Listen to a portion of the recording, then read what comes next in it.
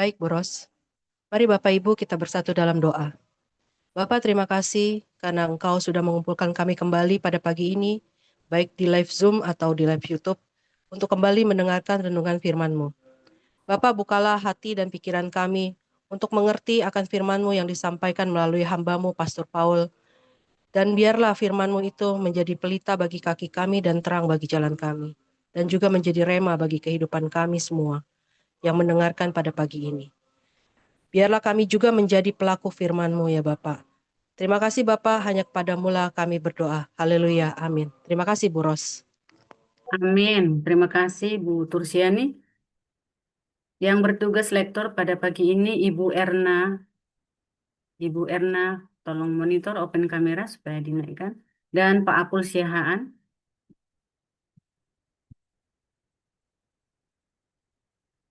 Silakan di backup sama Ibu Veronica. Ibu Erna tidak bersedia sepertinya. Ya. Ibu Veronica membaca Mazmur 43 ayat 1 sampai dengan 5, Mazmur 43 ayat 1 sampai 5. Pak Apul Syahan membaca Markus 11 ayat 1 sampai 33. Markus 11 ayat 1 sampai 33. Silakan dimulai Ibu Veronica. Mazmur 43 ayat 1 sampai 5.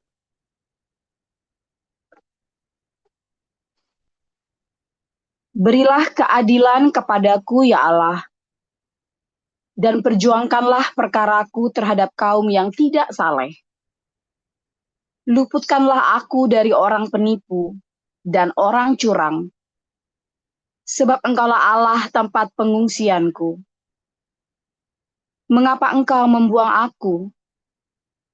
Mengapa aku harus hidup berkabung di bawah impitan musuh? Suruhlah terangmu dan kesetiaanmu datang, supaya aku dituntun dan dibawa ke gunungmu yang kudus dan ke tempat kediamanmu. Maka aku dapat pergi ke mezbah Allah, menghadap Allah, yang adalah sukacitaku dan kegembiraanku, dan bersyukur kepadamu dengan kecapi, ya Allah, ya Allahku. Mengapa engkau tertekan, hai jiwaku? Dan mengapa engkau gelisah di dalam diriku? Berharaplah kepada Allah, sebab aku bersyukur lagi kepadanya, penolongku dan Allahku.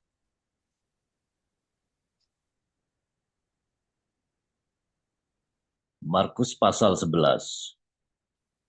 Ketika Yesus dan murid-muridnya telah dekat Yerusalem, dekat Betfage dan Betania yang terletak di Bukit Zaitun, Yesus menyuruh dua orang muridnya dengan pesan, "Pergilah ke kampung yang di depanmu itu.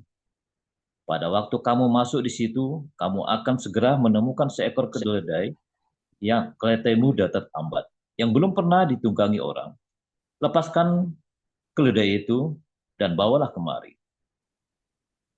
Dan jika ada orang mengatakan kepadamu, mengapa kamu melakukan itu? Jawablah, Tuhan memerlukannya. Ia akan segera mengembalikannya ke sini."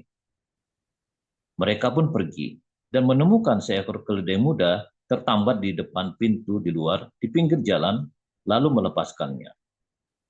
Dan beberapa orang yang ada di situ berkata kepada mereka, "Apa maksudnya kalau kamu melepaskan keledai itu?"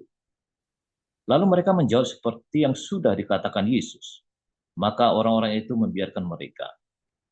Lalu mereka membawa keledai itu kepada Yesus dan mengalasinya dengan pakaian mereka. Kemudian Yesus naik ke atasnya.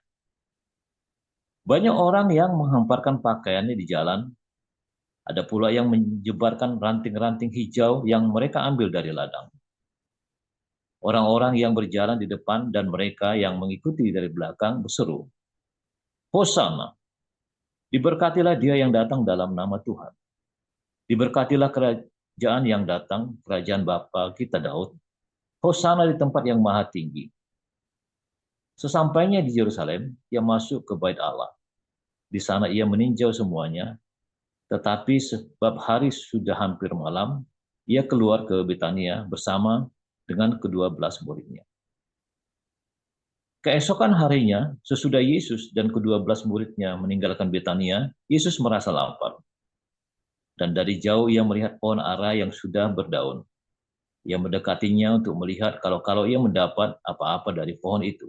Tetapi waktu ia tiba di situ, ia tidak mendapat apa-apa selain daun-daun saja, sebab memang bukan musim buah ara.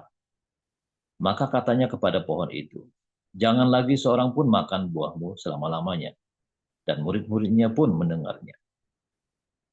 Lalu tibalah Yesus dan murid-muridnya di Yerusalem.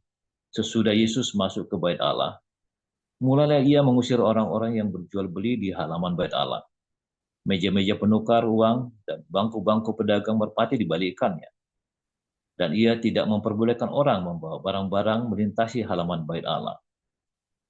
Lalu ia mengajar mereka, katanya, "Bukankah ada tertulis, rumahku akan disebut rumah doa bagi segala bangsa, tetapi kamu ini telah menjadikannya sarang penyamun."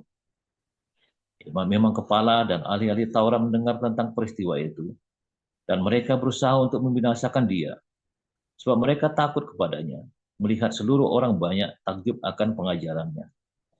Menjelang malam, mereka keluar lagi dari kota. Pagi-pagi ketika Yesus dan murid-muridnya lewat, mereka melihat pohon ara tadi sudah kering sampai ke akar-akarnya. Maka teringatlah Petrus akan apa yang telah terjadi. Lalu ia berkata kepada Yesus, "Rabi, lihatlah pohon ara yang kau kutuk itu sudah kering." Yesus menjawab mereka, "Percayalah kepada Allah. Aku berkata kepadamu, sesungguhnya barang siapa berkata kepada gunung ini, beranjaklah dan tercampaklah ke dalam laut, asal tidak bimbang hatinya, tetapi percaya bahwa apa yang dikatakannya itu akan terjadi, maka hal itu akan terjadi baginya. Karena itu aku berkata kepadamu, apa saja yang kamu minta dan doakan, percayalah bahwa kamu telah menerimanya, maka hal itu akan diberikan kepadamu. Dan jika kamu berdiri untuk berdoa, ampunilah dahulu sekiranya ada barang sesuatu dalam hatimu terhadap seseorang, supaya juga Bapamu yang di surga mengampuni kesalahan-kesalahanmu. Tetapi jika kamu tidak mengampuni, maka Bapamu yang di surga juga tidak akan mengampuni kesalahan-kesalahanmu. Lalu Yesus dan murid-muridnya tiba pula di Yerusalem. Ketika Yesus berjalan di halaman bait Allah, datanglah kepadanya imam-imam kepala, ahli-ahli Taurat dan tua-tua, dan bertanya kepadanya, "Dengan kuasa manakah engkau melakukan hal-hal itu? Dan siapakah yang memberikan kuasa itu kepadamu, sehingga engkau melakukan hal-hal ini?" Tuh. Jawab Yesus kepada mereka, "Aku akan mengajukan satu pertanyaan kepadamu. Berikanlah aku jawabnya, maka aku akan mengatakan kepadamu dengan kuasa manakah aku melakukan hal-hal itu. Baptisan Yohanes itu dari sorga atau dari manusia? Berikanlah aku jawaban." Mereka memperbincangkannya di antara mereka dan berkata, "Jikalau kita katakan dari sorga, ia akan berkata, kalau begitu mengapakah kamu tidak percaya kepadanya? Tetapi masakan kita katakan dari manusia, sebab mereka takut kepada orang banyak, karena semua orang menganggap bahwa Yohanes benar-betul seorang nabi." Lalu mereka menjawab Yesus, "Kami tidak tahu." Maka kata Yesus kepada mereka, "Jika demikian, aku juga tidak mengatakan kepadamu, dengan kuasa manakah aku melakukan hal-hal itu." Demikian, Tuhan. Ya, terima kasih lektor kita hari ini Ibu Veronica dan Pak Apul Siahaan. Kita akan mendengarkan renungan firman Tuhan langsung dari Israel. Saat ini Pastor Paul sedang di Israel. Kita akan mendengarkan renungan dengan judul Jawaban Doa kepada Pastor Paul. Kami persilahkan. Oke, saudara, ketika kita belajar duduk berdoa ya, atau belajar duduk berdoa, kita diajari kalau berdoa, percaya kamu sudah menerima, maka pasti kamu akan menerima. Ya, dan itu banyak yang melakukan dan banyak yang nggak menerima. Banyak yang nggak menerima, saudara ya. Percaya bahwa kamu sudah menerimanya, bertindaklah seolah-olah kamu sudah menerimanya. Lalu si Kenneth Hagin Ya, Knetekin itu kan terkenal sekali pengajarannya ayat ini, Markus 11 ayat 24 ini ya. Oleh, aku sudah menerima, dipraktekkan saudara ya. Misalnya kamu berdoa pengen minta mobil, sekarang aku sudah punya mobil, aku punya, padahal mobilnya belum di sana, belum ada. Nah, teolog-teolog Amerika berusaha mengajarkan hal seperti itu, saudara, berusaha mengajarkan hal-hal membombastis perasaan kita, ya, karena ada banyak sekali hukum abstraksi, ada hukum tarik menarik, hukum segala macam itu ya, dari buku-buku, bahkan bukan cuma gereja yang percaya itu. Ya, jadi di zaman itu ya, zaman teologi, di zaman Knetekin itu, di mana teologi itu dibombastis supaya kamu berdoa dan yakin dengan apa yang kamu doakan dan kamu akan menerima. Sehingga dia harus berpura-pura waktu kamu minta mobil, kamu harus pura-pura kamu tuh punya mobil. Kalau kamu berdoa untuk sakitmu, kamu harus pura-pura kamu tuh sudah sembuh. Seakan-akan ya kamu harus mandi, terus jalan yang benar, pokoknya supaya kamu sehat gitu loh. Padahal kan kamu masih sakit sekali itu ya. Kalau kamu berdoa untuk utang-utangmu, ya seakan-akan kamu nggak punya utang. Harus merasa begitu. Yakinlah bahwa kamu sudah menerimanya. Katanya begitu. Saudara, dan banyak yang nggak menerimanya, dan banyak orang Kristen yang kemudian berhenti berdoa. Tentunya ya, karena itu adalah pengajaran yang salah. Bukan ajaran Tuhan Yesusnya yang salah. Yang salah itu adalah ajarannya Knetekinnya. Ya, saudara ya. Beneran ya, itu banyak yang kecewa dan banyak yang orang berhenti berdoa.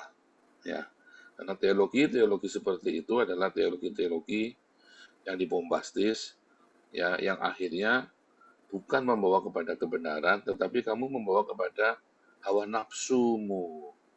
Ya, ketika kita membaca satu ayat, Anda tidak boleh melupakan ayat yang lain. Kamu berdoa untuk memuaskan hawa nafsumu.